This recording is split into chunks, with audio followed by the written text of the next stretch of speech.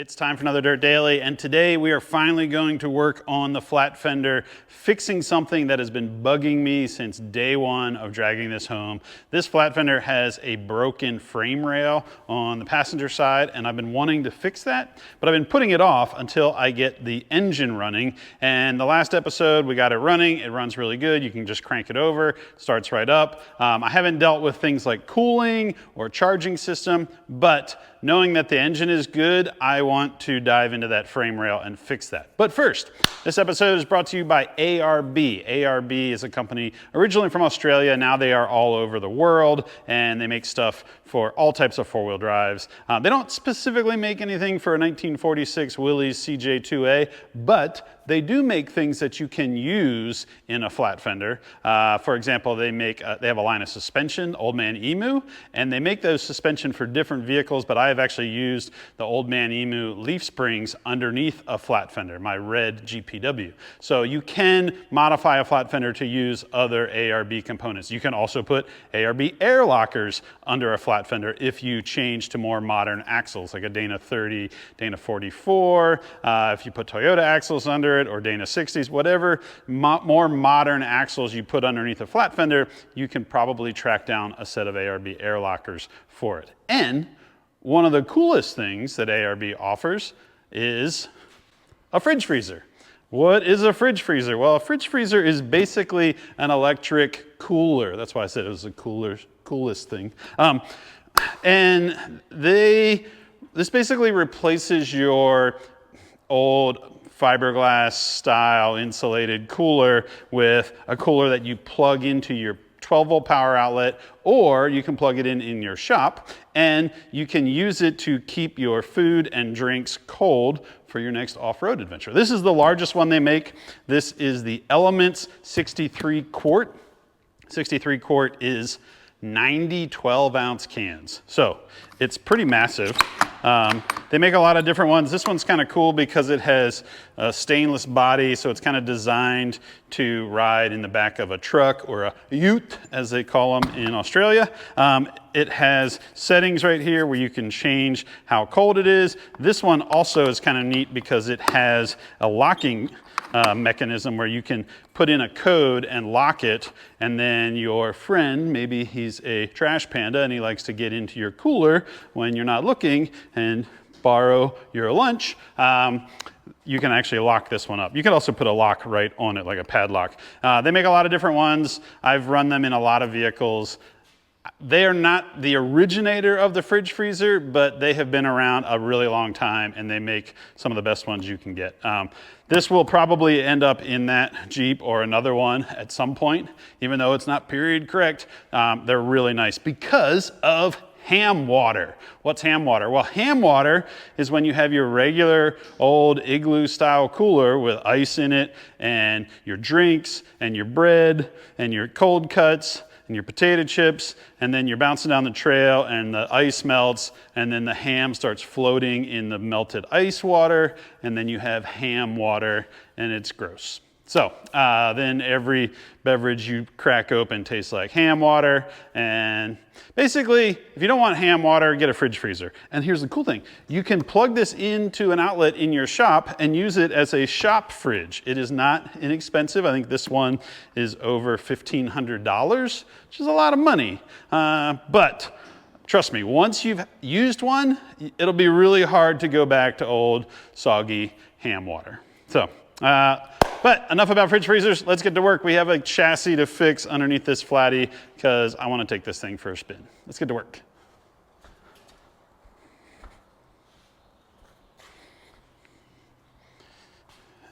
Ham water. It's not good. It's bad. That should be ARB's tagline for fridge freezers. Ham water. It's not good. It's bad. Right here is the problem. This is a big old break in the frame. How did it get broken? Well, it's not unusual. Like almost probably at least half of the Flat-Fenders that I've drug home have had a broken frame somewhere in the front quarter. And a lot of times it happens because people put a tow bar on it, or they use it on a farm, or they use it on a farm with a tow bar, or they put a snow plow on it. Basically, it just gets smashed into stuff because, I mean, literally these Jeeps were considered disposable tools back when they were first made. So I've been wanting to fix this, and I've been telling myself I wasn't going to fix it until I knew the engine works. Now I know the engine works, so now I want to get in here and fix this. And it's not going to be easy. There's a shock right here.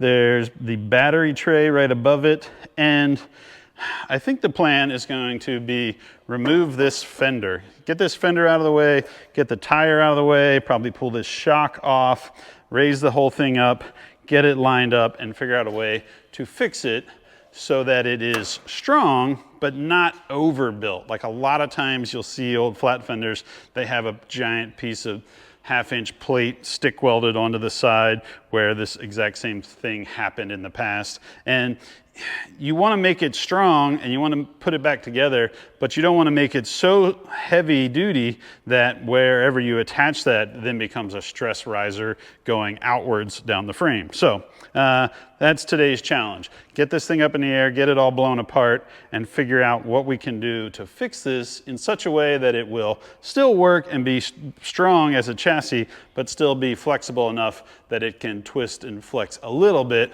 as we go bouncing down the trail. Okay, first things first, I want to get this fender off of the Jeep so that I have access to the frame. And they've already mounted a few things to the fender, like this giant fuse and the starter solenoid, and there's a battery that sits up here. So I'm gonna start by removing these components, taking these wiring pieces and just kind of zip tying them up out of the way, getting the battery out of here, and then dive into removing the fender, and then we can have better access to fix the frame. It takes more time to do it right, but if you get everything out of the way, the tire, the fender, and you can actually get in there and really clean the metal the way you want to, you'll end up with a better repair.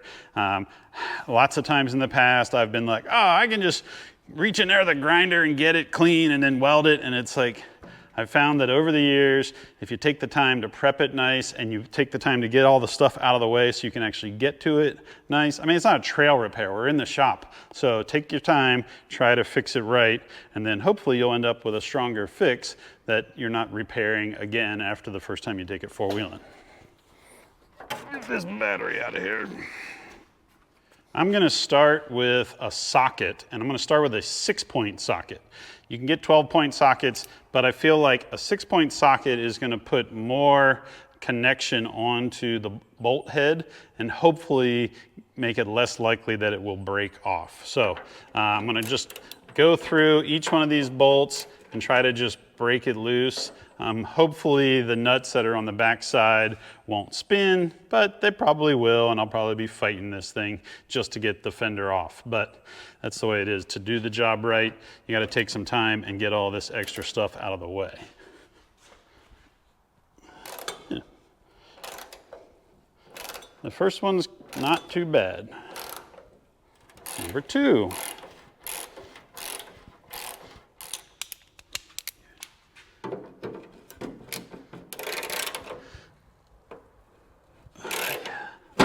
Ah! Number 3, broke right off.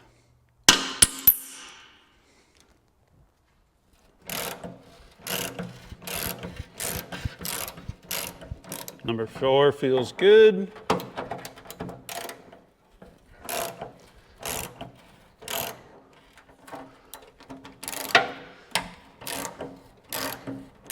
Number 6. That one's pretty good. What about this guy? This little guy goes to the back of the... I need a wrench.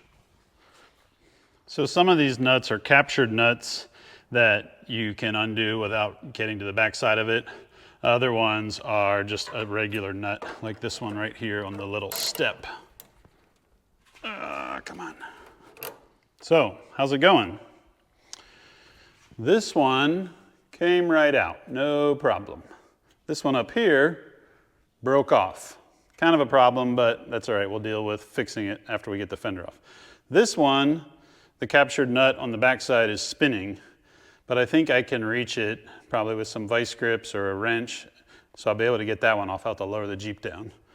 These two guys I was worried about because they go right into the frame, but they are backing out no problem because there's a hole on the inside of the frame, and I was able to spray up in there with a bunch of penetrating oil.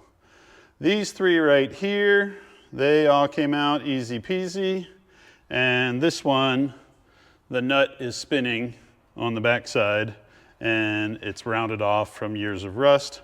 So I tried to get that vice grip on it and that wanted to spin. So I'll probably come in with a grinder and grind the head of this bolt off and just scrap it.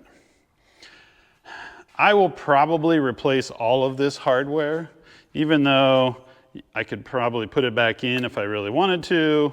I have a little chest over there with a bunch of hardware in it, so if I have the exact same bolts, I will probably just replace everything with fresh hardware. So we're coming along. It's not fighting as bad as I thought it might. There also is a bracket down here on the side of the frame that supports the bottom of this fender, so I'm gonna have to get that one off as well. So it's not terrible, but it is fighting a little bit here and there, which is kind of what I expected.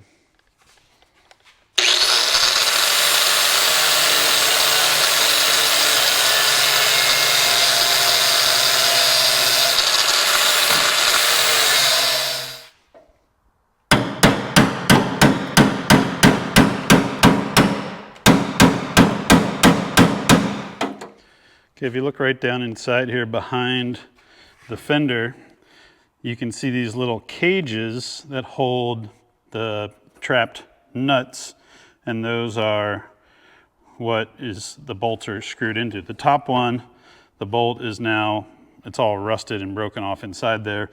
The middle one backed out, and then the bottom one, I think you could probably just see if I pry this out of the way.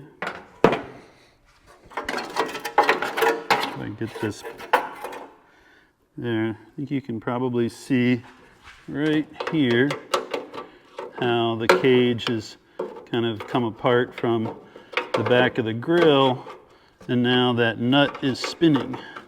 So we have to move the cage out of the way and then grab onto that nut so that when we turn the bolt, it doesn't spin. So there you can see the cage. I pried the cage out of the way to get to that last nut that's holding us up. Right down there. This is how it's supposed to look. And then this is the one that has the bolt broken off inside of the nut. So we'll have to deal with that too. Okay, I have a wrench on that. And it broke that off as well. But with that last broken bolt, the fender is removed. I kind of think this Jeep used to be red, but I actually prefer the green. I have all the fender out of the way. There was an old ground strap. I got that out of the way. I can see more and more of the breakage. I want to get this shock off. These shocks are kind of neat. They're not even held on with a nut like a modern shock. It's just a pin that the shock bushing slides over, and then a cotter pin goes down through to hold it in place on both the top and the bottom. I'm going to start on the top and see if we need to do both of them or if we can just get away with removing the top shock.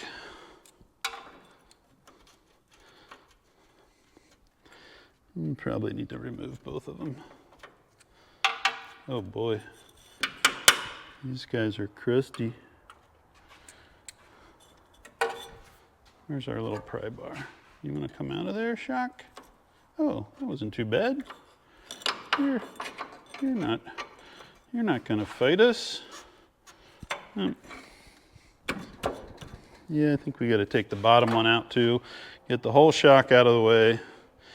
Like I said before, Just do the job right and it will be less of a fight. Do it right for less of a fight.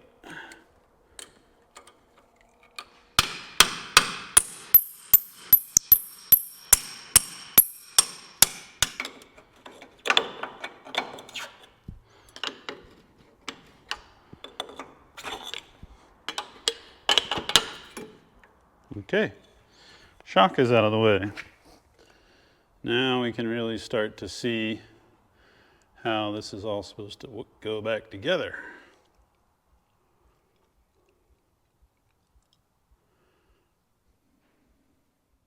Here is our situation. This battery box is welded to this tubular cross member that runs up underneath everything, like the radiator. This broken part is just like that little piece right there. That little tiny piece is actually the end of that cross member.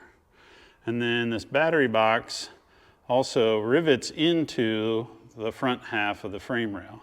And there's like a hole right there.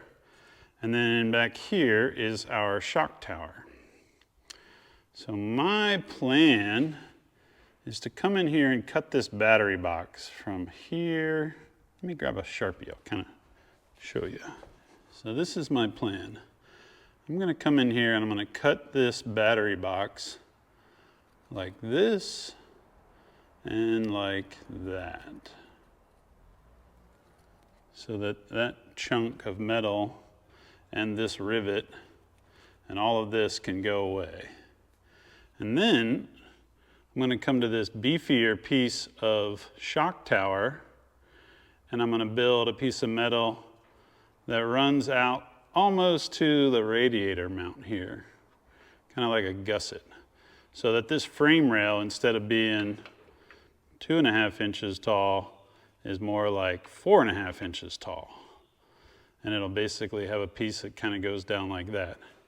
Plus, I'm going to grind all this paint and rust and junk off of this and somehow get this closed up, this gap, whether with a clamp or a strap or something, and then I'll weld that up. I thought about putting a piece of metal inside of it so that it was kind of gusseted, fish plated from the inside, but I really don't think that's going to work too well with that cross member inside there. But I think if we clean all this, put a piece of plate on the outside, and then also have a gusset that runs down from here up to the top of that shock tower, it'll be beefier, it'll be stronger. It doesn't have to be super heavy either. It can be 1/8 inch or 3/16, just enough that it holds all this together. And then hopefully we can get underneath and on the inside. It's a little bit messier. Maybe we'll put a plate underneath here too and kind of reinforce everything. If we can get it welded back onto that cross member, it should be much beefier and not broken.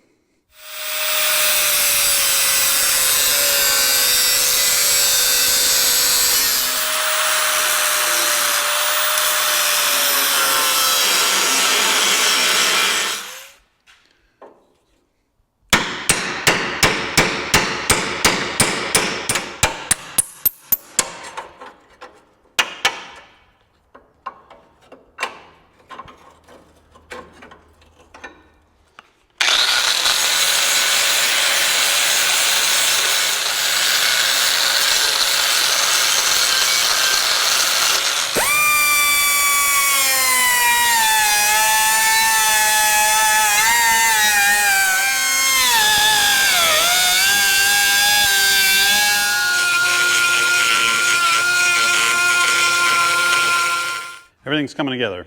Well, everything came apart so that it can go back together.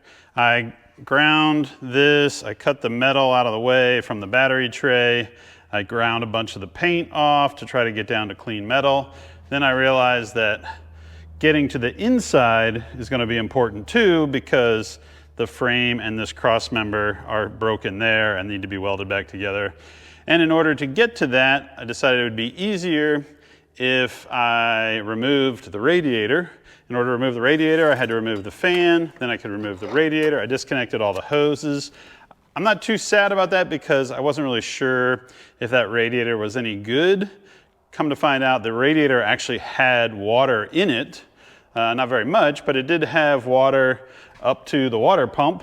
So that's kind of a good feeling. That means it wasn't leaking.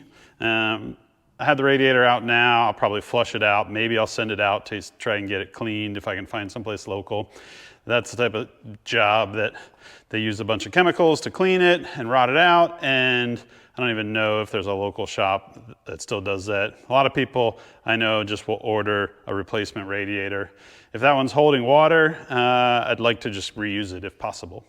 So next step, I want to close up the gap here in this broken frame and then weld it back together.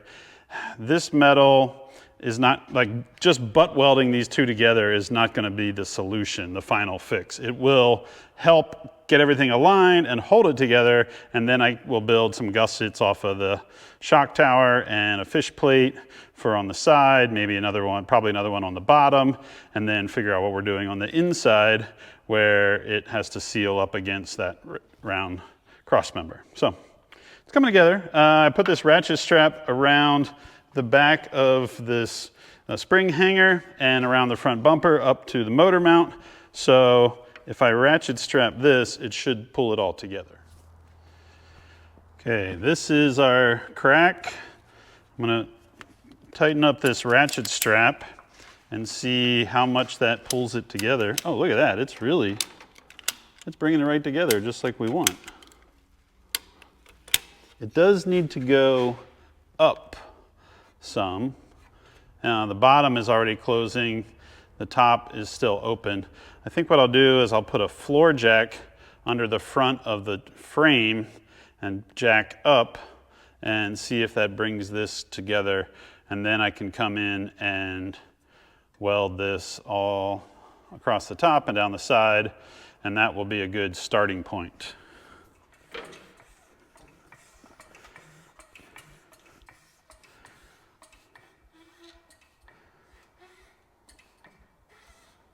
Ooh, look at that, look at that.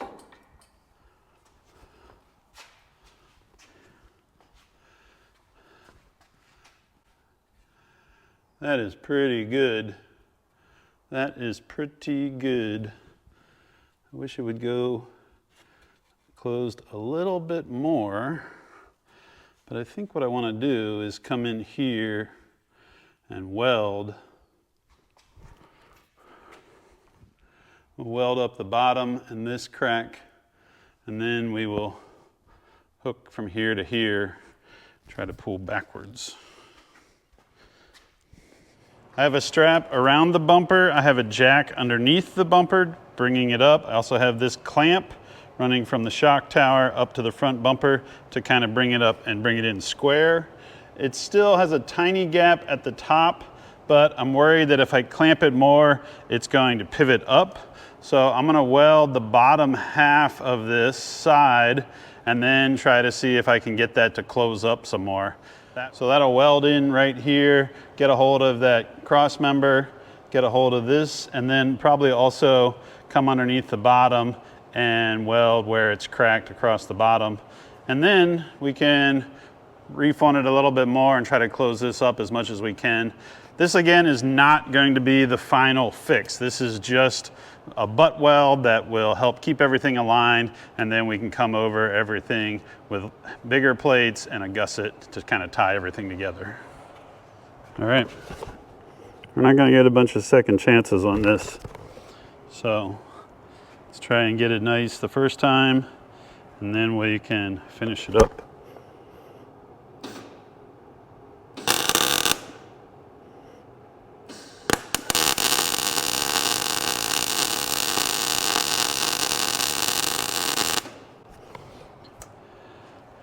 This metal is not very thick, so I'm trying to keep the heat down, at least until I get everything tacked together and welded together. Then I can come back through when I put on the larger plates or the bigger plates and put more heat into the new plate.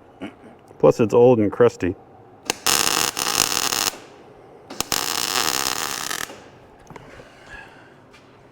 It's coming together though. I like it.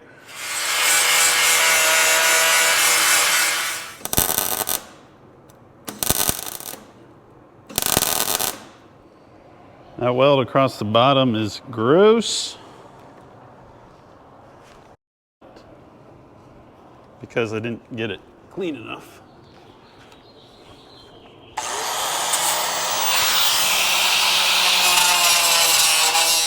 Let's see, if we jack up a little bit more, will that top close in? Or are we just gonna lift the, yeah. All that's doing is lifting the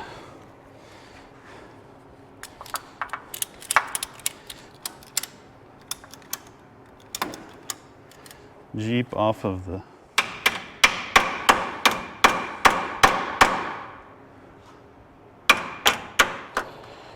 Let's keep putting this thing together.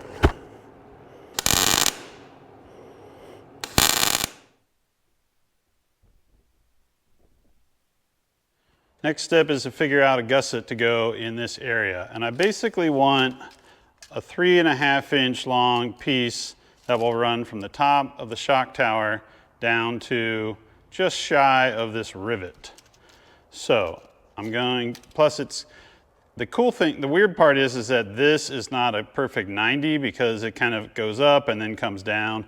And on the inside, it goes up, it's down, and then it goes up. So the bottom section here is a little bit wonky. But I know that I want a piece of rectangular tubing that is 2 inches across by 3.5 inches long and then follows these contours. So first I cut a piece of 2x3 rectangular tubing 3.5 inches long. Then I grabbed this little piece of cardboard and I cut it to match. And I can see that this area here has to be cut back, at least like that. Let's start with that.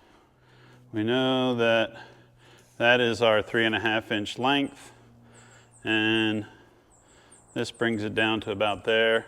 Now we'll come on the inside of the cardboard with our Sharpie, and we will mark that edge.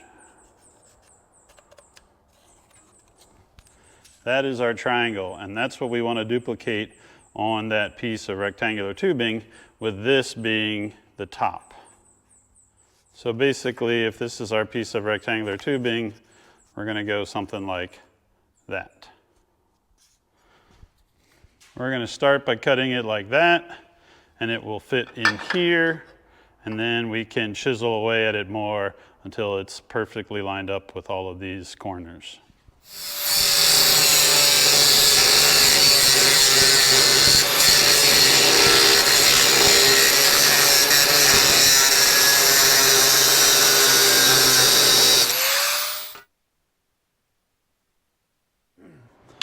I massage this piece until it fits in here.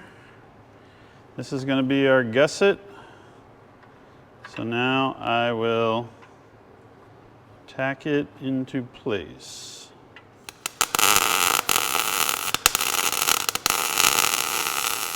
All right, we got that gusset on. Now we'll come up with a fish plate to go on the side and a strap to go across the bottom. So I got this triangular gusset put in, and then I cut out a fish plate. This is just a piece of 1/8 inch plate. It actually covers the crack. The crack runs right about here.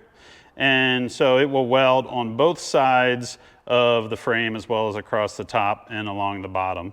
Usually I used to make fish plates a lot longer to kind of grab more of the metal, but because the shock tower is right here, it doesn't really make a whole lot of sense to have it come down and then come back up, because then you're only using like this little piece of the fish plate. So I think a weld there, across the top down there will be plenty. Maybe then we'll follow it up with a strap to run across the bottom just to make sure it's triple coated over top of that crack.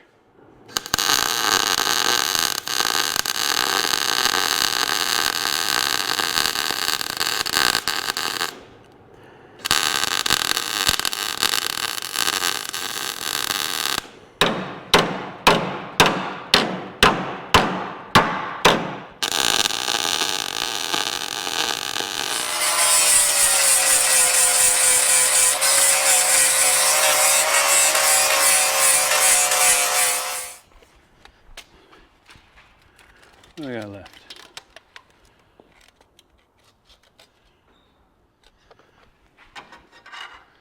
A little bit beefier than we need, but I think that's okay.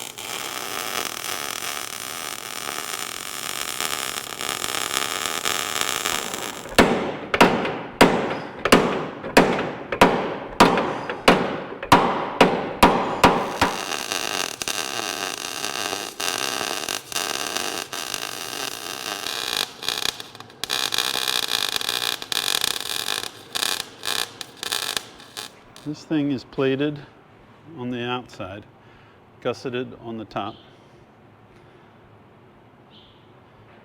strapped on the bottom.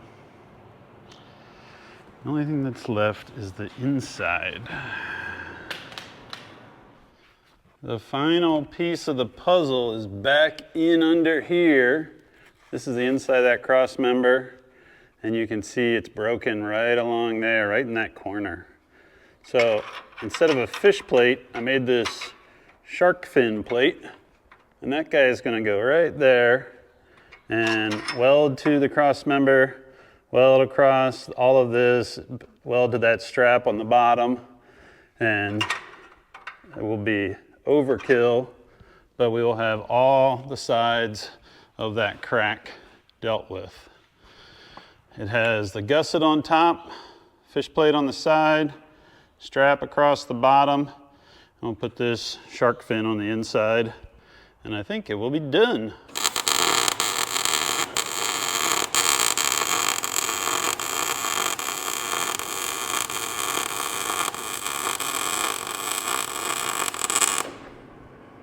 I'm welding metal to rusty metal.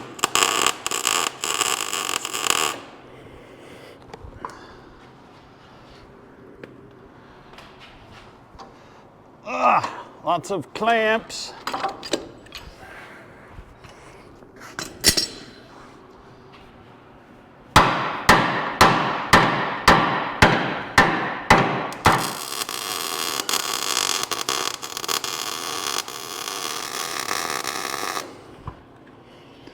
Oh boy.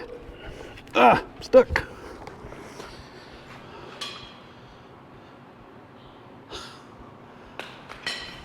I did it. I welded up the crack in the frame after I removed everything. Then I put that gusset on the top. Then I put that fish plate on the outside. Then I put a piece of strap along the bottom. And then I put another piece of kind of fish plate, shark fin plate on the inside. All the parts around the crack are welded up and then supported, and everything is pretty thin. It's all like 1/8 inch or lightweight stuff. But the nice thing is that there's not a giant hunk of iron hanging on the side of the frame. So I think that's it for this Dirt Daily. I've been wanting to fix that. Here's the thing.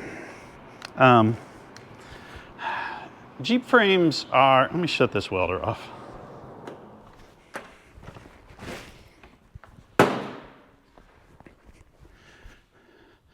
Here's the thing about flat fenders. They're notorious for having weak, floppy frames. All the CJs had kind of marginal frames. And then when YJ came around, they got better, and TJ came around, and they got even better. And when JK came around, it's phenomenal how beefy a JK frame is compared to an old flat fender frame. And to be honest, like if I really wanted to build this thing with like bigger axles and a bigger engine, you probably don't even want to start with the stock frame.